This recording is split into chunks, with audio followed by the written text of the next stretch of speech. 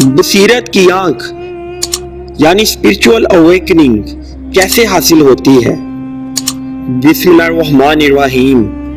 سلسلہ نبوت روح اعظم یعنی روح پرفتوح جناب حضرت محمد مصطفیٰ صلی اللہ علیہ وآلہ وسلم خاتم رسالت ہادی راہ ہدایت پر مکمل ہو گیا۔ آپ کو اللہ تعالیٰ نے مبعوث فرمایا تمام لوگوں کی طرف جو غفلت میں پڑے ہوئے تھے، تاکہ ان کی بصیرت یعنی دل کی آنکھ غفلت کی نیند سے بیدار فرما دے۔ آپ صلی اللہ علیہ وآلہ وسلم نے ان کو اللہ تعالیٰ کی طرف اس کا وصال و جمال یعنی روحانی خوبصورتی اور سکون، حق و حق کے کار کی پہچان اور زندگی کے اصل مقصد کی طرف دعوت دی۔ ارشاد الہی ہے، فرما دیجئے اے نبی یہ میری راہ ہے، میں اللہ کی طرف بلاتا ہوں، میں اور جو میری اتباع کرتے ہیں دل کی آنکھ رکھتے ہیں۔ بصیرت یعنی روحانی آنکھ یا اسپرچول اویکننگ، اولیاء اللہ یعنی دوستان خدا یا وہ لوگ جو اللہ کے قریب ہوتے ہیں کہ دل کے مقام میں روح کی آنکھ سے کھلتی ہے، اور یہ ظاہری علم سے نہیں بلکہ اللہ ہی کے الہام سے حاصل ہوتی ہے۔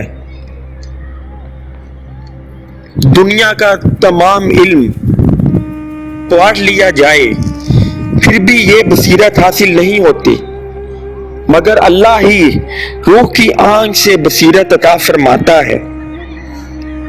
سورہ الکہف آیت 65، ہم نے اسے اپنا علم عطا فرمایا۔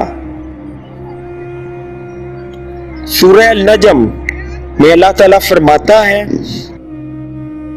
اور اسے یعنی پیارے حبیب حضرت محمد مصطفیٰ صلی اللہ علیہ وآلہ وسلم کو سب سے طاقتور علم سکھانے والے نے علم سکھایا ہے۔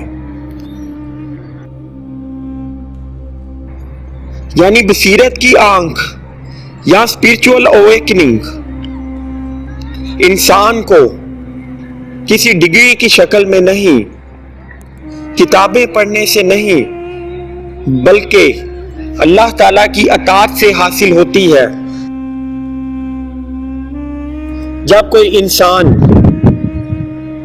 اپنے حسد و تکبر، دنیا کے کیل و کال، جاہ و مرتبہ اور اپنی لالچ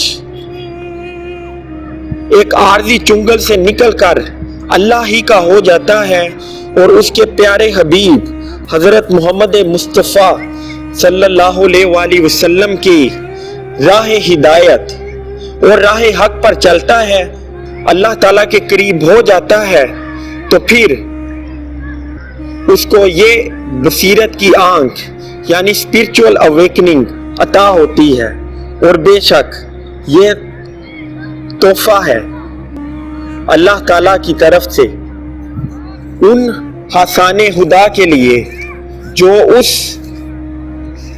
حق کے کار کے انتہائی قریب ہوتے ہیں اور جن کا حال اور مطلب صرف وہی حق کے کار ہوتا ہے۔